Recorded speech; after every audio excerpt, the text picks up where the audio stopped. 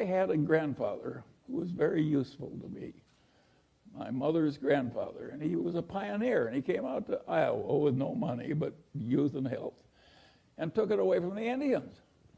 He fought in the Black Hawk. He was a captain in the Black Hawk Wars, and he stayed there, and he bought cheap land, and he was aggressive and intelligent and so forth. And eventually, he was the richest man in the town and owned the bank, and highly regarded in a huge family and a very happy life. And he had the attitude, having come out to Iowa when the land was not much more than $1 an acre, and having stayed there until that black topsoil created a modern, rich civilization and some of the best land in the world. His attitude was that in a favored life like his, when you were located in the right place, you just got a few opportunities if you lived to be about 90. And the trick in coming out well was seizing a few opportunities that were your fair share that came along when they did. And he told that story over and over again to the grandchildren who hung around him all summer. And my mother, who had no interest in money, remembered the story and told it to me. But I'm not my mother's natural imitator. And I knew Grandpa Hingham was right. And so I always knew from the very first, when I was a little boy, that the opportunities that were important that were going to come to me were few, and that the trick was to prepare myself for seizing the few that came. This is not the attitude they have at a big investment counseling thing. They think if they study a million things, they can know a million things. And of course, the result is almost nobody can outperform an index. Whereas I sit here with my Daily Journal stock, my Berkshire Hathaway stock, my holdings in Lilu's Asian fund, my Costco stock, and of course I'm outperforming everybody. And I'm 95 years old, and I practically never have a transaction. And the answer is I'm right and they're wrong. And that's why it's worked for me and not for them. And now the question is, do you want to be more like me or more like them? The idea of diversification makes sense to a point. If you don't know what you're doing and you want the standard result and not be embarrassed, well, of course, you can widely diversify. Now, nobody's entitled to a lot of money for recognizing that because it's a truism. It's like knowing that 2 and 2 equals 4. But the investment professionals think they're helping you by arranging a diversification. An idiot could diversify a portfolio, or a computer for that matter. But the whole trick of the game is to have a few times when you know that something is better than average, and invest only where you have that extra knowledge. And then if you get just a few opportunities, that's enough. And what the hell does you care? You own 3 securities and J.P. Morgan Chase owns 100. You know, what's wrong with owning a few securities? Warren always says if you lived in a growing town and you owned stock in 3 of the best enterprises in the town, isn't that diversified enough? The answer is, of course it is. They're all wonderful places. And that is too, because you like stories. Here's an apocryphal story that is very instructive. A young man comes to visit Mozart. And he says, Mozart, he says, I want to write symphonies. And Mozart says, how old are you? And the man says, I'm 23. And Mozart says, you're too young to write symphonies. And he says, but Mozart, he says, you were writing symphonies when you were 10 years old. And Mozart says, yes, but I wasn't asking other people how to do it. Now there's another Mozart story. Here's the greatest musical talent maybe that ever lived. And what was his life like? Well, he was bitterly unhappy and he died young. That's the life of Mozart. What the hell did Mozart do to screw it up? To make himself, well, he did 2 things that are guaranteed to create a lot of misery. He overspent his income scrupulously. That's number 1. That is really stupid. And the other thing was he was full of jealousies and resentments. If you'll overspend your income and be full of jealousy and resentments, you can have a lousy, unhappy life and die young. All you've got to do is learn from Mozart. You can also learn from that young man who was asking Mozart how to write symphony. The truth of the matter is that not everybody can learn everything. Some people are way the hell better. And of course, no matter how hard you try, there's always some guy that achieves more, some guy or gal. And my answer is, so what? Does any of us need to be the very top of the whole world? It's ridiculous. And another thing that people do that I regard as amazing is they build these enormous mausoleums. I think they figure they want people to walk by that mausoleum and say, gosh, I wish I were in there.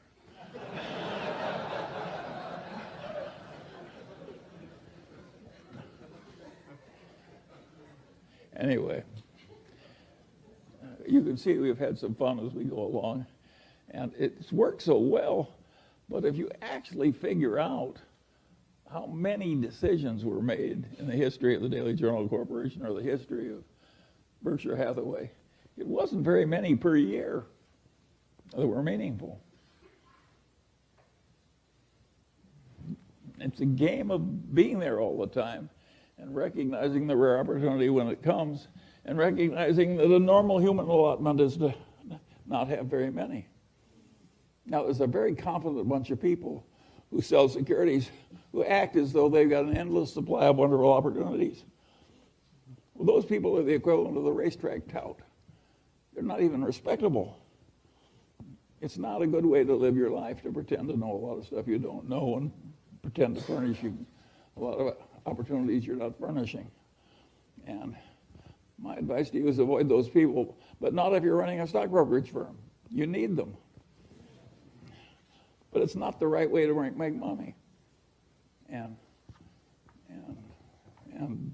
this business of controlling the costs and living simply, and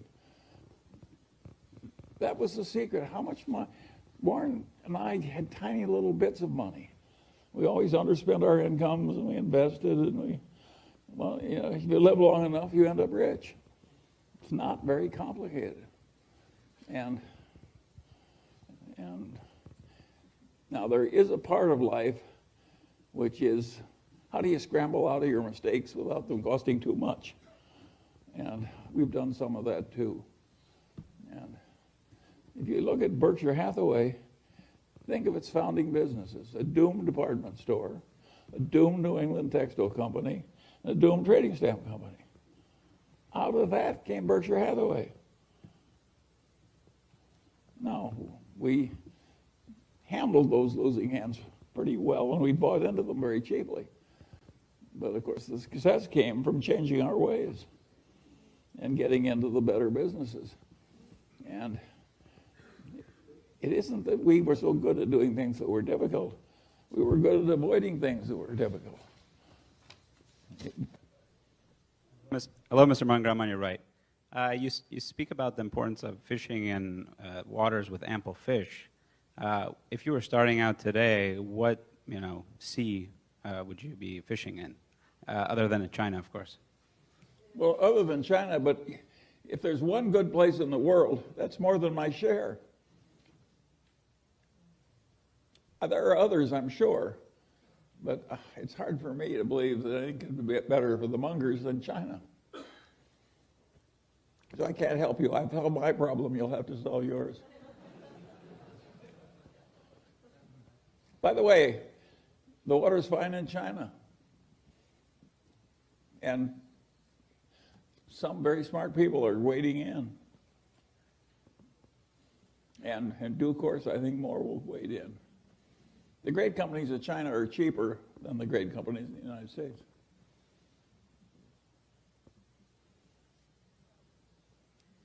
Hi, Mr. Munger. My friend Mikel and I were from Barcelona, and I have a question for you regarding long-term investment and compound interest. So I tried to remember if it was you or Einstein that said that compound interest was the strongest force on Earth. And in the last few years, with the very low interest rates out there, it's been difficult to find opportunities for having a long-term compound interest-based strategy. So beyond investing in Berkshire, value investing, or index funding, where would you invite us to find opportunities for long-term investment where compound interest is really that force? Well, my advice for a seeker of compound interest that works ideally is to reduce your expectations, because I think it's going to be tougher for a while. And it helps to have realistic expectations, makes you less crazy.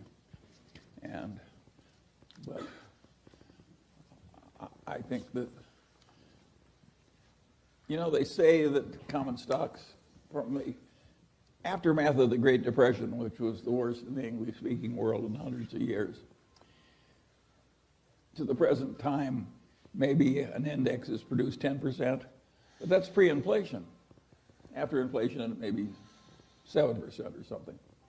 And the difference between 7 and 10 in terms of its consequences are just hugely dramatic over that long period of time. And if that 7 in real terms that may have been achieved starting in a perfect period and through the greatest boom in history, starting now, it could well be 3% or 2% in real terms. I mean, it's not unthinkable you'd have 5% returns and 3% inflation or some ghastly consequences like that. And so the ideal way to cope with that is to say if that happens, I can have a happy life. Because why shouldn't you be happy in spite of the fact that the civilization wasn't quite as easy as it was for my generation? And now beyond that, when it gets more difficult, how should you do it? Well, the answer is because it's going to be very difficult, you should work at it. And if all that gets you is 6% for a lifetime of work instead of 5%, you should be cheerful about it. If you want to hit it out of the park easily, you should talk to Jim Cramer.